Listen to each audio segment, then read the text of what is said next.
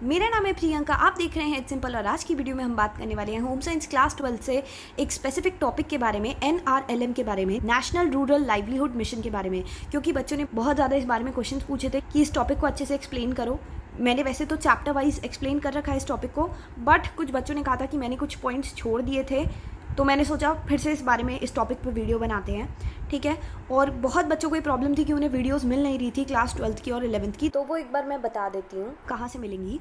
It's simple channel पे जाके playlist section में जाना और वहाँ पे क्लास 12 होम साइंस की भी वीडियोज़ हैं। वो पुराने कोर्स की हैं, नए कोर्स की भी हैं और उन पे मेंशन्ड भी है कि वो नए कोर्स की हैं। और बिल्कुल इसी तरीके से क्लास 11th की भी हैं, पुराने कोर्स की भी, नए कोर्स की भी। क्योंकि बहुत ज़्यादा कन्फ्यूजन है, कुछ स्कूल्स में पुरानी टेक्स्ट बुक से ही पढ़ाया जाता है, कुछ स्कूल्स में जो नई NCERT की टेक्स्ट बुक्स आई हैं उनसे पढ़ाया जाता है, और काफ़ी बच्चों का सिलेबस डिफरेंट है।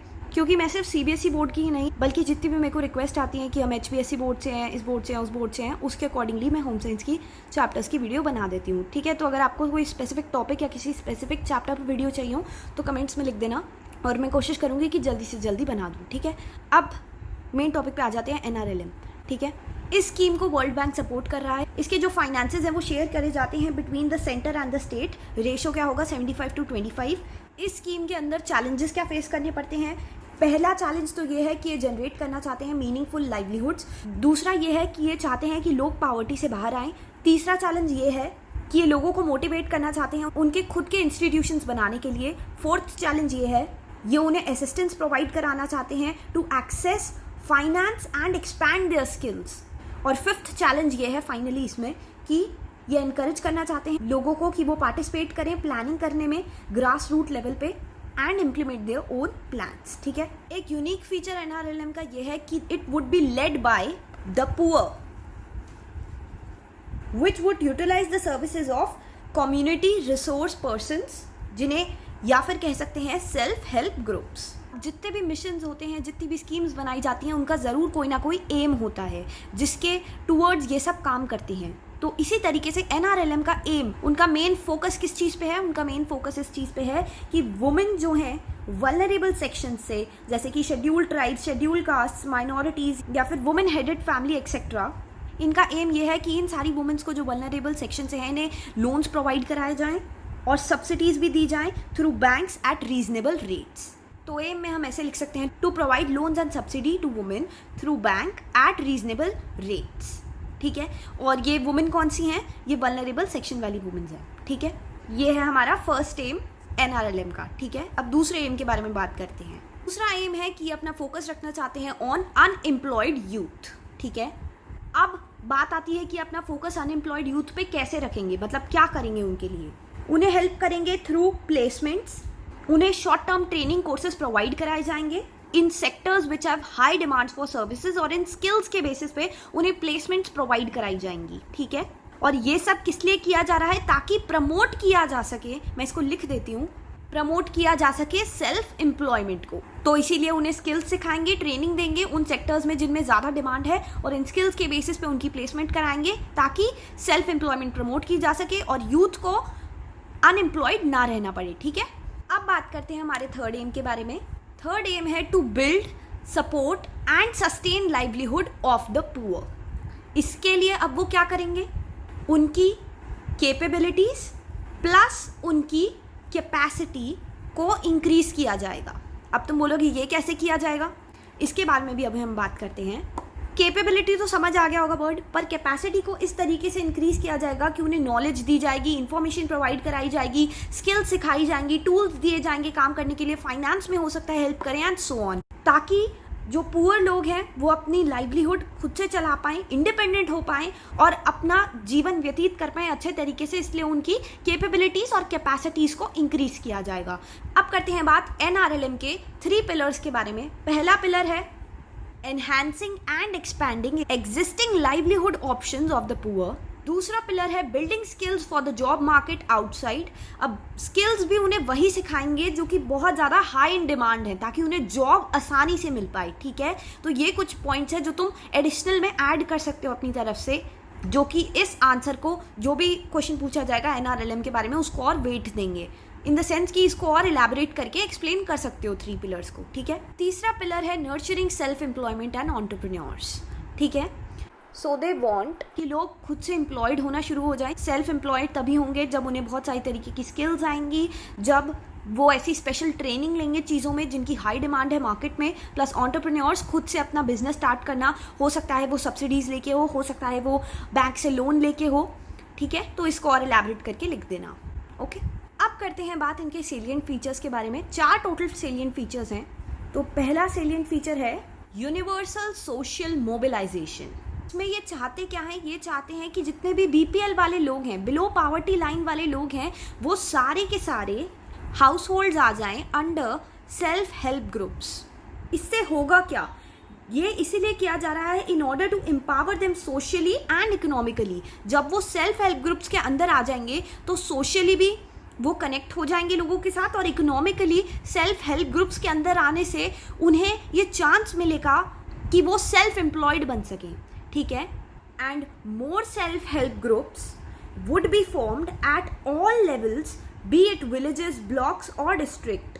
और जितने भी साथ ही साथ एग्जिस्टिंग सेल्फ हेल्प ग्रुप्स हैं उन्हें स्ट्रेंथन किया जाएगा, which would help them communicate their demands and enable them to get their entitlements from government departments, developed market linkages, maintain accounts and construct audits and documentation. So basically इस point में ये बताया जा रहा है कि एग्जिस्टिंग सेल्फ हेल्प ग्रुप्स की और किस तरीके से हेल्प करी जाएगी, और साथ ही साथ नए सेल्फ हेल्प ग्रुप्स बनाए जाएंगे।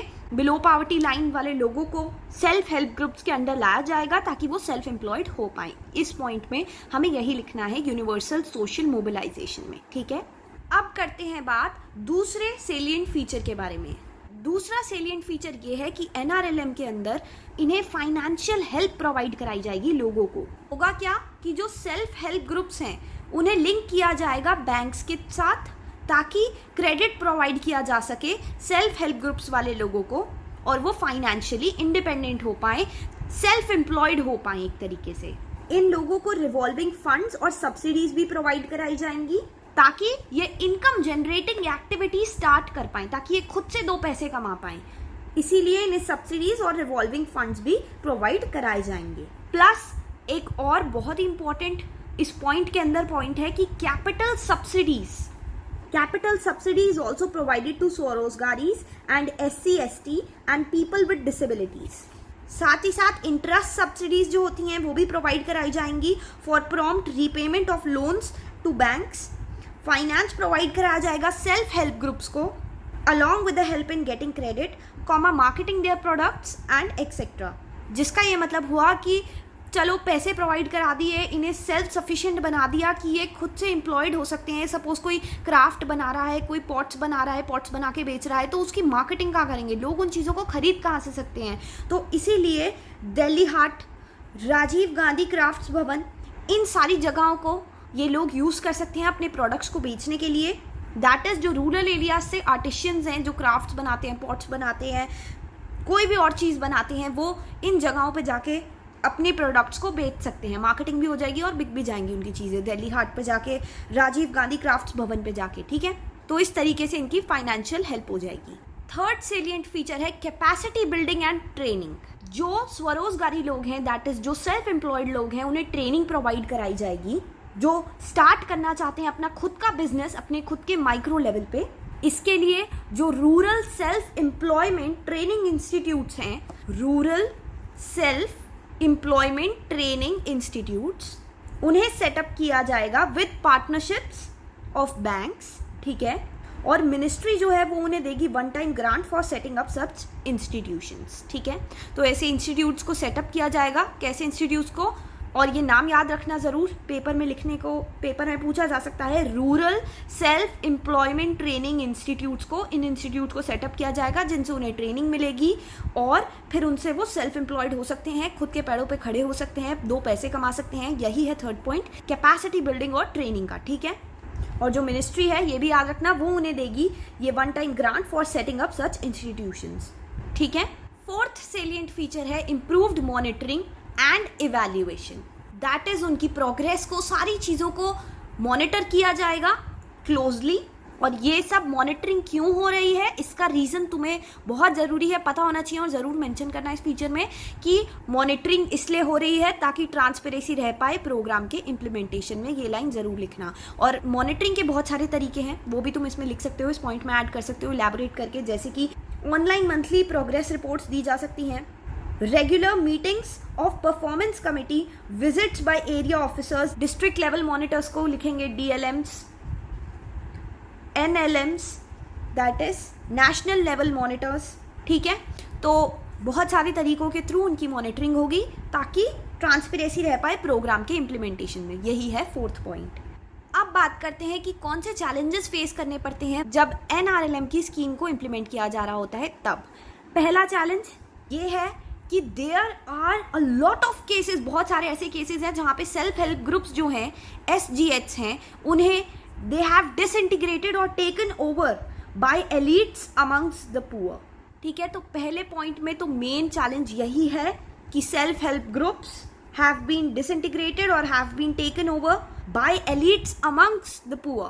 ठीक है, दूसरा चैलेंज ये है कि क्योंकि रूरल इकोनॉमी बहुत ज़्यादा डाइवर्स है, इसीलिए रेंज ऑफ सर्विसेज प्रोवाइड कराई जाएं डिफरेंट ग्रुप्स को as per their needs and necessities. उनकी ज़रूरतों के अकॉर्डिंग उन्हें डिफरेंट सर्विसेज प्रोवाइड कराई जानी चाहिए। इसीलिए इस स्कीम को बहुत ज़्यादा फ्लेक्सिबल होना पड़ेगा विलेज लेवल पे। दूसरा चैलेंज ये है। और तीसरा चैलेंज फाइनली ये है कि जो NRLM की स्कीम है ये बहुत ज़्यादा सीरियस अटेंशन नहीं देती किसको, वैल्यू एडेड एग्रीकल्चर को और rural micro small medium enterprises को। ठीक है, तो ये पॉइंट में ज़रूर लिखना, दो चीज़ों को ये बहुत ज़्यादा सीरियस अटेंशन नहीं देती, वैल्यू एडेड एग्रीकल्चर को plus micro small and medium enterprises को। ठीक है, ये बहुत ज़्यादा उन्हें सीरियस अटेंशन नहीं देती NRLM की स्कीम। ठीक है, और साथ ही साथ ये भी लिख देना कि इन्हें बहुत ज़्यादा सीरियस अटेंशन देने की क्यों ज़रूरत है और क्यों इस पॉइंट को हमने ऐड किया है चैलेंजेस में, क्योंकि जो माइक्रो स्मॉल और मीडियम एंटरप्राइजेज हैं और स्पेसिफिकली जो एडेड एग्रीकल्चर हैं वो बहुत इंपॉर्टेंट रोल प्ले करते हैं in enabling and sustaining inclusive growth in rural areas. ठीक है, एक बात को याद रखना, जब भी तुम्हें NRLM से रिलेटेड क्वेश्चन आता है, सपोज करते हैं NRLM पे तुम्हें 5 मार्क्स का क्वेश्चन आया जिसके पेपर में आने के बहुत ज़्यादा चांसेस हैं, तो इस क्वेश्चन में वैसे तो डिटेल्ड, मैंने अभी भी बताया, डिटेल्ड क्वेश्चन पूछे जाएंगे कि एम बताओ, चैलेंजेस बताओ एंड सो ऑन, ये सारी चीज़ें बताओ। बट चाहे तुमसे सिर्फ एम ही क्यों ना पूछा हो, चाहे तुमसे सिर्फ क्वेश्चन में सपोज चैलेंजेस नहीं पूछे, सिर्फ एम ही पूछा है, तो भी इसका ये मतलब नहीं है कि तुम एम लिख के डायरेक्ट 1 2 3 लिख दोगे। ऐसे नहीं करते हैं। सबसे पहले NRLM को तुम एक्सप्लेन करोगे 4-5 लाइनों में। इन शॉर्ट हो सकता है तुम 2-3 चैलेंजेस बता दो कि क्या फेस करने होते हैं और उसके बाद एम आता है। ये आंसर को फॉर्म करने का एक तरीका होता है। डायरेक्ट तुमसे जो पूछा उसका सवाल का जवाब नहीं दे देते, थोड़ा सा उसको और एलैबोरेट करके एक्सप्लेन किया जाता है ताकि इससे एक इम्प्रेशन भी अच्छा होता है और टीचर को भी लगता है हाँ यार बच्चे ने पढ़ाई करी है अच्छे से, और इससे एक तुम्हारा परफेक्ट आंसर भी फॉर्म होता है। तो कोशिश करना, अगर NRLM के सिर्फ चैलेंजेस पूछे हैं या सिर्फ एम पूछा है तो डेफिनेटली पहले तुम NRLM को थोड़ा सा एक्सप्लेन करो और उसके बाद ही उन एम्स या चैलेंजेस को लिखो।